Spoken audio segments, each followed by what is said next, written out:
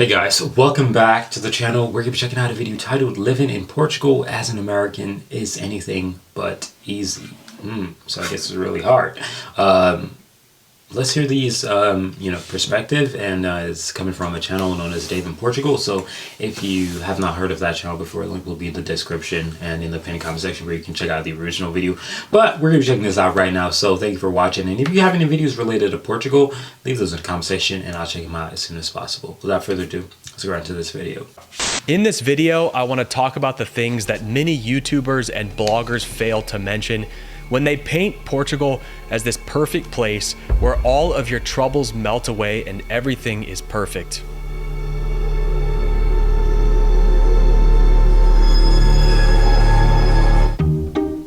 As of recent, we're starting to see quite a few YouTube videos and blogs about Portugal not working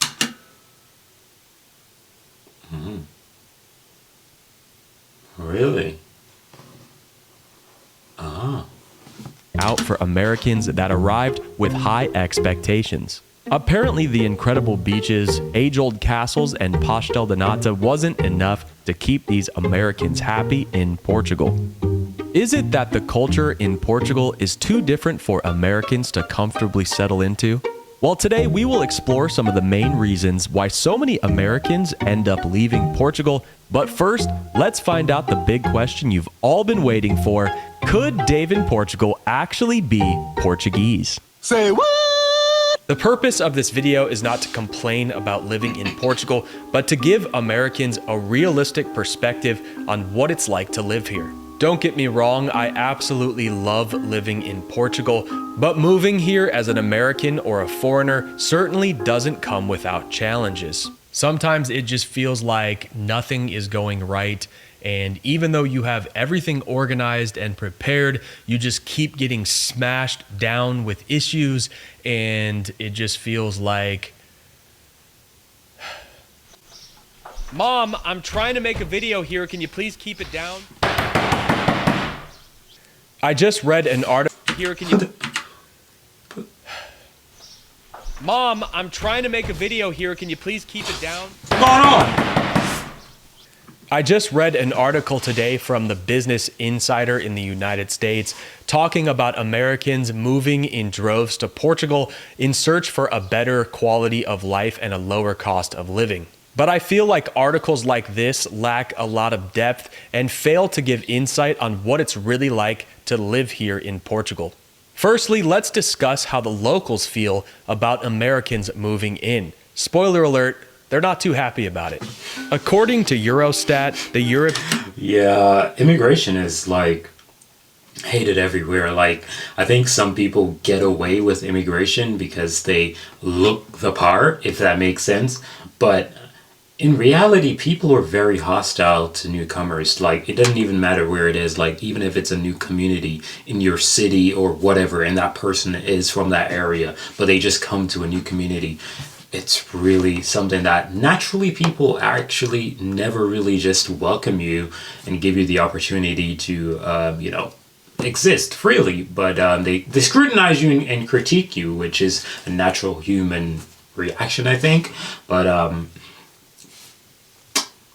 European Union Statistic Agency, Portugal's housing prices rose 157% from 2020 to 2021, and That's rents horrible. rose 112% from 2015 to 2021. Considering the wages in Portugal are some of the lowest in Western Europe, this price increase has made it very hard for locals to sustain their living.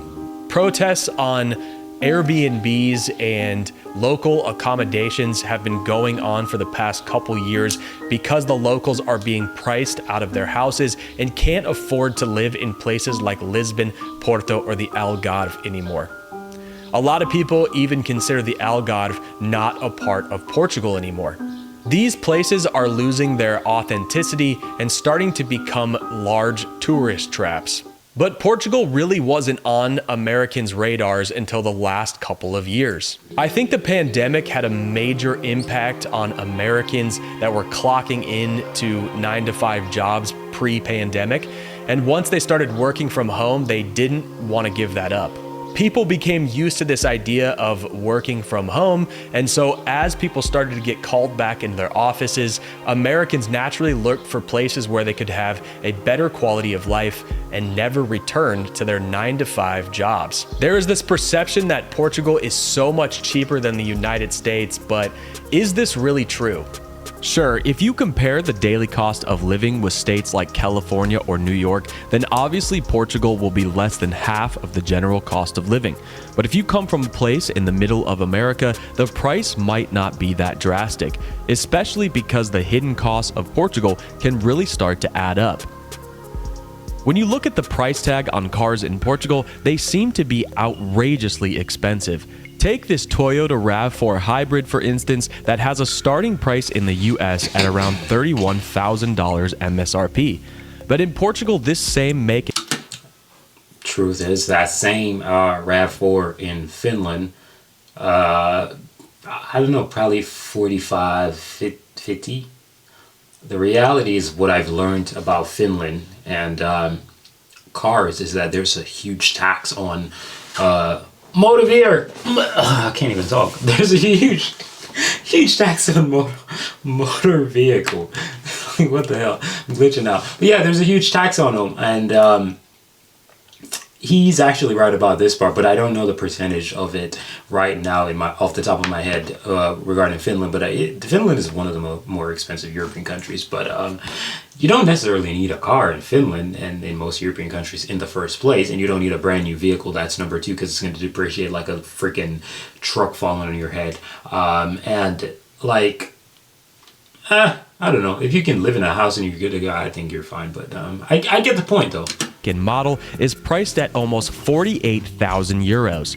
However, there is one caveat here: MSRP sales for cars in the United States don't include the tax.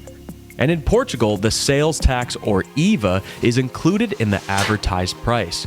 Right, exactly. However, even in a state like California, which is at the higher end of sales tax, you would only end up paying a final price of around $34,000. Still much more affordable compared to the one in Portugal that is priced at almost 48,000 euros. And even after adding premium car insurance in the United States, it probably won't add up to Portugal's ultimate price. And one of the most expensive things about driving in Portugal are the highway tolls.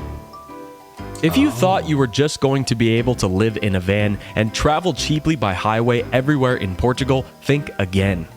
It's very expensive to drive in Portugal on the highways. I recently went on a trip from Lisbon to Porto and spent about 80 euros in tolls round trip. That was actually more than the gas costed for the entire trip. So there are roads you can take that don't have any tolls, and a lot of the truck drivers are forced to use these rural country roads. But they are... The road is... I'm absolutely shocked. Ignore me tapping my computer. I'm trying to upload a video for y'all. But I'm confused because Finland, I've always criticized, well, I don't criticize, but I've always said that Finnish roads are very small and they're so skinny, and I'm surprised. Sure, I can't even talk. I'm really surprised. Like, why is this so skinny? Like, no disrespect to it, but to the road, but I'm just confused. Like, American roads, you can probably easily fit 2 cars in it. Like, not easily, but you could probably squeeze 2 cars in a single lane, right? You could squeeze them in. But this, a really wide car or a truck SUV would literally struggle to be in its lane. That's crazy. Much more dangerous and will add on quite a bit more time to your trip. These are also usually windy roads that end up going through small villages with narrow roads. It's not like being in the US, where once you leave a big city, you rarely pay tolls if you are driving across the country, only if you're crossing bridges or you're driving on the East Coast. That being said, what if you live in a city and you don't ever drive anywhere? While compared to living in other big metropolitan cities in the US, then your cost of living would certainly be less in Portugal. And after factoring in how affordable things like health and car insurance is in Portugal, for me, it does end up being a little bit less. Yeah, but car insurance is, if it's cheaper, like American car insurance are actually evil. Like, So it really depends on your lifestyle and your spending habits. Now let's talk about one of the hottest topics, taxes. In blogs and YouTube articles, we see claims on how Portugal has some of the best tax incentives for retirees or expats moving to Portugal. But the non-habitual tax regime only lasts for 10 years, and at the end of that 10 years, you will go back to paying the normal price that all Portuguese citizens pay. Sure, 10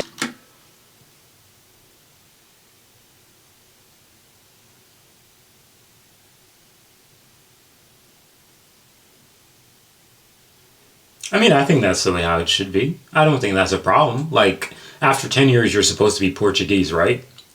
Based on your now language capabilities and your lifestyle, you should be Portuguese. You should be paying the Portuguese taxes, in my humble opinion. Like, I genuinely don't understand moving to a country and not live in the exact, not the exact, and not living in a similar manner of the people there. In terms of taxation and expenses, because like, what's the point of being there? You know what I mean? Like, why do you deserve a free shortcut to have a cheaper or easier life when the locals there are literally paying more? It doesn't make any sense. In fact, I believe this should be lowered to once you become a Portuguese citizen, or 6 years after you've been in the country living for 6 years, you should start paying the rates of a normal Portuguese. And if you become a citizen of Portugal, you should immediately start to pay as well. So 6 years citizenship, one or the other. That's what I think. I'm sorry. I'm just being real with you. 10 years is a long time, but when this ends, it can definitely seem like a large taxation than you were used to and hit you like a bag of bricks or bags of money. Also, one thing that no one talks about as much is that you have to have a skilled job and qualify for the NHR, which not everyone does. If you are used to the fast pace of a capitalist culture where the consumer is always right, then Portugal's slow pace can sometimes feel excruciating. But there is nothing that you can really do about it, and you just need to accept it and develop patience. Exactly. This is how most of Southern Europe is. But out of all of these, the hardest part for me as an American living in Portugal has nothing to do with the culture or country at all. Being away from your family and friends, especially while your elders are aging, is very difficult. Not being able to watch your nieces and nephews grow up can sometimes feel like you're missing out. Luckily, we live in a time with FaceTime and video chat, but sometimes it just doesn't feel like enough. I do understand this small piece of the perspective. I do understand this, but in reality, you know, I must say, it all depends on what type of family relations you have, right? Because if you don't, like, let's be real, right? Does a son, you know, grow old and then leaves his mom and dad, like, the home? He does, right? And he's gonna get a wife, likely have some kids, whatever. He's gonna be so busy with his life in the United States that he's not gonna really have family time, except for things like Thanksgiving, Christmas, maybe a birthday, anniversary, or somebody's death, right? So when I really analyze it, it doesn't really make a difference, doesn't really make a big deal, because the reality is you're not going to be living in the same community as your mom. You're probably in the same state, but if a better opportunity comes, you're going to go to a different state, right? So I really don't you know, think it's that big of a deal. And I don't know. Maybe I'm tripping, but I don't really know. I don't really think family could be that big of a deal, because most people, when they're close to their family, they don't even visit their family. It's that simple, in my humble opinion. This is the one you hear a lot about when talking about Portugal. The bureaucracy.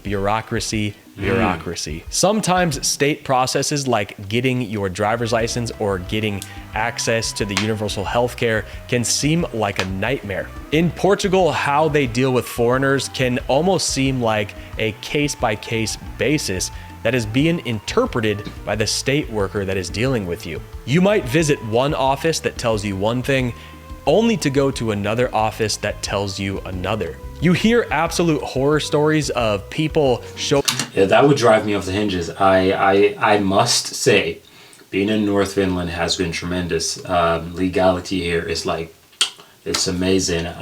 Very smooth, very buttery. I love it. I wouldn't trade it up for anything. I've been in Finland and I've said this. Finland is way years ahead of the United States. Like, for crying out loud, you can sign a contract with your bank account. Like, what? Like, oh my gosh, that is amazing. Right? And they've been doing this for a very long time. And I was like, so surprised when I found out a lot of the things that Finland actually does. You know, yeah, Nordic countries are pretty tight. I can't lie, it's pretty amazing. Going up to their immigration meetings at the SEF, which is the immigration offices of Portugal, only to be met by a sign that says closed for the holiday or for a strike, when they had scheduled this appointment sometimes as far as 6 months in advance. So you can see how people would be frustrated if you had to wait 6 months for an appointment only to be canceled that day when you got there. Also, be prepared for documents to be misspelled or to have some errors on it, as I've had a couple of state documents have some errors that I had to send back a couple times to be corrected. So make sure to have patience if you are dealing with these services, as they're not so used to dealing with Americans, and they are also kind of doing it as it develops. So have some patience for the process. I am very happy to that one is tough. Be here in Portugal, and I have no plan on leaving, but I want to make sure that Americans know what they are getting themselves into, and Portugal isn't some place with rainbows and kittens raining everywhere. If you can't tell by my video, there is a lot of intentional satire. As Theodore Roosevelt once said, comparison is the thief of joy. You will never be happy if you move or visit somewhere and want it to be like the place you just came from, or else why would you have come in the first place? Yeah, sometimes YouTubers hook you with some clickbait title because that's the only way we can get you to watch our videos, because the YouTube algorithm is designed that way and it kind of sucks. But hopefully, if you're still watching, I can inspire you to let go of your expectations and just enjoy the ride. Life is too short to be bothered with negativity and stress. Travel isn't always pretty. It isn't always comfortable. Sometimes it hurts, it even breaks your heart, but that's okay. The journey changes you. It should change you. It leaves marks on your memory, on your consciousness, on your heart, and on your body. You take something with you, hopefully you leave something good behind. And if you're lucky, you might just end up in Portugal. Very beautiful. Very beautiful. Dave in Portugal, very beautiful. It's just the truth, dude. Like, you go to a country, just embrace it, and it's not going to be easy. It's not going to be easy, right? Like, the hardest thing, in my humble opinion, in Finland is learning the language. That's going to be the toughest. Well, for some people, the weather is a big issue for them. For me, that's been great. I love it. Freaking give me minus 35, whatever. I'll be fine. Right? But for most people, they're going to suffer with either the language or the weather, or perhaps both, right? But what I will say is just lock in, do what you got to do, right? You came there in the first place. Whatever reason that caused you to be there in the first place, it should be enough to allow you to stay there throughout all the difficulties, because life is not going to hand you roses. It's going to hand you, ups and downs. It's going to be, valleys that you're going to have to go into, and peaks that you got to climb. So you might as well just do what you got to do and quit the bullshit complaining and moving back and forth, because, like, I've always said this, I love the United States, but every country is lovable and every country is hateable. Just like every human is hateable and lovable at the same time. We all have good, we all have bad. That's just what life is all about. So I really enjoyed this video. The only things that I thought I would have been, in an issue about was the paperwork. The paperwork was definitely a thing. But outside of that, I don't think I would have any issues in Portugal at all. I'd just chill and be all cool and dandy. Anyways, guys, thank you for watching this video. I'm out of here. Peace.